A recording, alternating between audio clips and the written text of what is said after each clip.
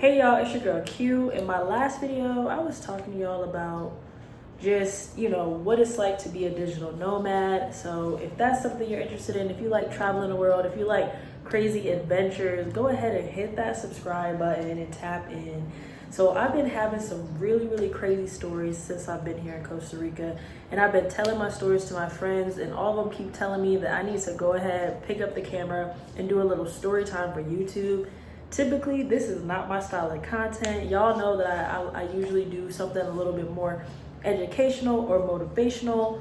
I do have a few resort reviews on my page, but this video today is going to be a little bit different from what I normally do because I have the craziest story to tell y'all about my trip to Jaco Beach in Costa Rica. So let me just get right into it.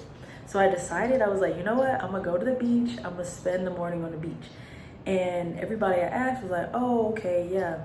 Jaco Beach is like an hour away from the city that I'm staying in. So I'm like, okay, an hour away, cool. I can just figure out how to like take a bus up there, go spend the morning on the beach, come back, chill, and go hang out with my friends, right? So, do I have something on my face? Sorry, y'all, I was eating some damn cinnamon buns. Yeah, okay, so I find a bus thing that's gonna take me there for like $60, and I'm like, okay, $60 there and back, that's not bad at all. So I go like get on this bus thing, boom, the 1 hour trip ends up turning into a 5-6 hour, 3 to 4 buses. The bus keeps going to different like checkpoints and stopping, and then having to like switch buses. At one point I was like sitting on the side of the road eating some fish, waiting on the bus, and the people who were like driving the bus and on the bus did not speak English. So I also like not really knowing where they're taking me because they're not speaking English, and I was told it was only an hour ride. So I'm looking at the clock like, wait a minute. And I had fell asleep a little bit on the bus, so I was like, damn, like, did I miss my stop or something? So ironically at this time, one of my friends who has my location had like texted me and was just like, yo, you good? Like, where you at? Your location, you look like you're in the middle of nowhere. And I'm like, oh no, I'm fine. I'm just on the side of the road eating some fish. And then I was like, okay, that didn't sound convincing. And my friend was like, yeah, that did not sound convincing at all. But honestly, I was fine though. I was like, I was surprisingly in really good spirits. I think I'm very much so turning into that type B friend because I was feeling pretty happy. While I was sitting there on the side of the road, I decided to finish up some client work because y'all know, digital nomad, that means I'm funding my travels by working online. So I finished this 30-page e-guide that I had for a client. So I was really happy about that because that project has been taking us a while to finish. So I sent that over to her. She was really happy about that. I'm sure she had no idea that I was like sitting on the side of the road eating fish. So I get back, the bus comes, I get back on the bus and we're driving again. At this point, it's like getting dark. It's like headed towards nighttime.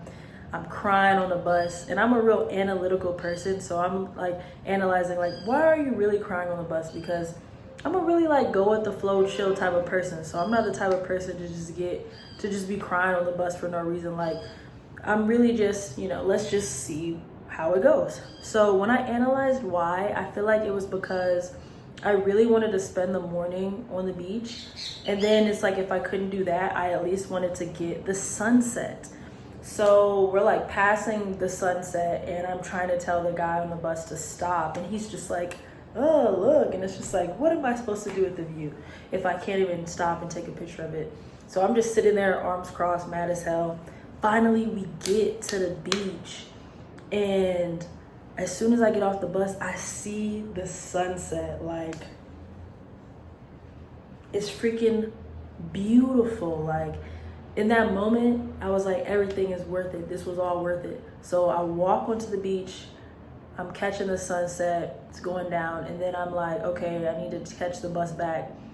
I'm walking back over, I found out there's no bus going back. No bus going back. So at this point, most people would panic, but like I said, I'm leaning towards type B these days.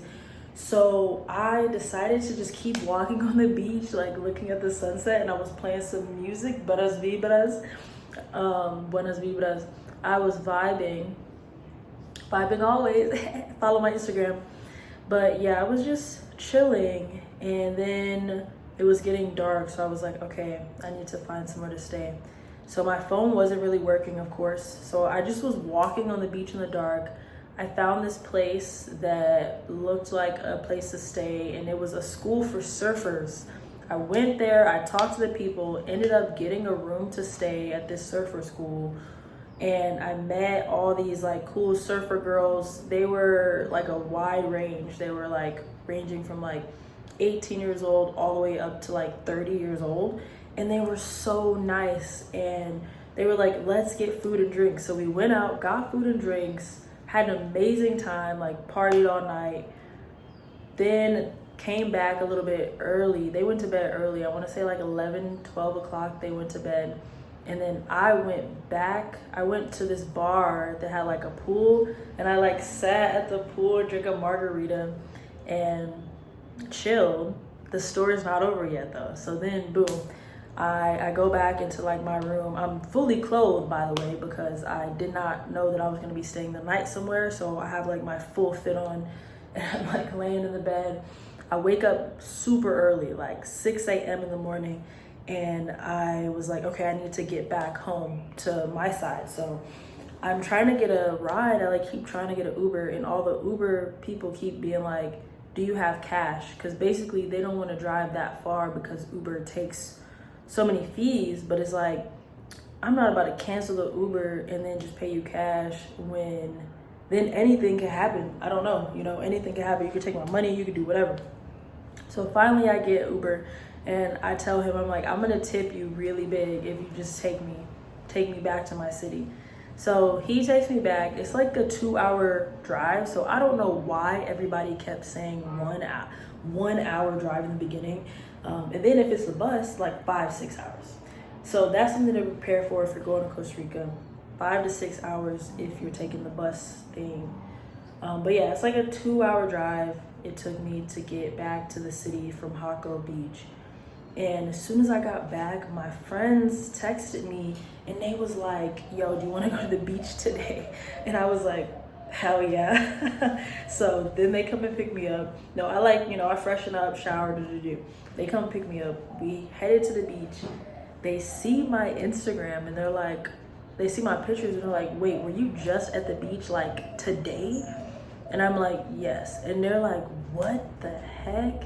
So then at this point, they're thinking that I'm super mysterious, because they're like, you were just there like 2 hours ago, it says. Like, that's crazy. And I'm like, yeah, it's a really long story. Like, I don't even want to get into it. Like, let's just have a good time. So we go to the beach. We see a surf competition. I've never seen a surf competition in real life. So this is like, it was amazing to me. It was just beautiful. Like, it was what you would imagine it would look like in one of those Netflix movies. So just being able to see that in real life was transformative to me. So anyway, we're on the beach, we're getting drunk. Then we start like bar hopping on the strip, and we run into the surfer girls. And I'm like, oh snap, this is my girls from the other day. So they lit, we like, So then we start partying with them all night. We partying, we having a good time. Then we go get some pizza, and then here's where it gets even more shifty. So then at this point, my friends are like, yo, they can't drive us back. They're like, how? They can't drive. It's like 3 a.m. They're like, we need to get back, but they can't drive. So at this point, I'm like, okay, I'm okay for the most part. I can drive. It's just that like, I have not ever driven in Costa Rica before. So I drive us back 2 hours at 3 a.m. I drive this huge like pickup truck. No, it wasn't a pickup truck. But, like, my friend has an SUV, like this has a big SUV. So I drive this big SUV at 3 a.m.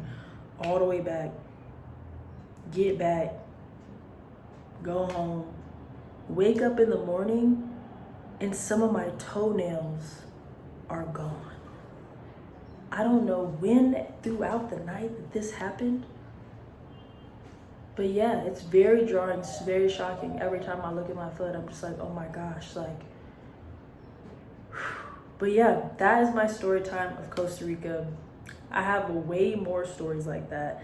Thank God that I made it back safe. But that was the best weekend I've had in a long time. And just getting to go to the beach. Amo la playa. It was very beautiful. And yeah, so subscribe, tune in, comment below if you want more stories like this, or if you have a crazy story too. And I will talk to y'all next time.